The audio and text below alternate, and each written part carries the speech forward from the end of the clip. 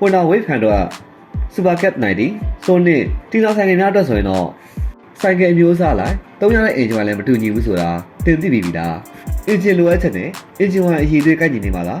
အင်ဂျင်တန်းကြစီဆော့ဆော့ရပြပါစေမှာဖြစ်ပြီးဆိုင်ကနဲ့မကိုက်ညီတဲ့အင်ဂျင်ဝိုင်ကိုအသုံးပြုပြီးပါကအင်ဂျင်ကိုကြီးမားတာထိခိုက်ပဲရှိနေမှာလေခင်ဗျာ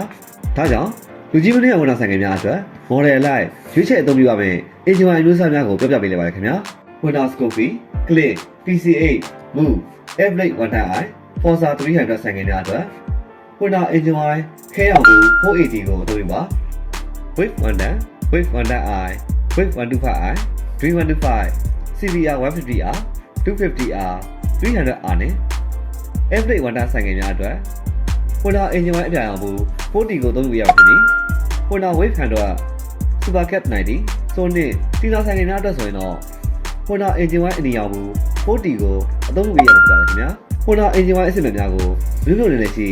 NC မှာတတိယရှောင်းများခင်ဗျာမှာယုံကြည်စိတ်ချစွာဝယ်ယူနိုင်ပါတယ်ခင်ဗျာ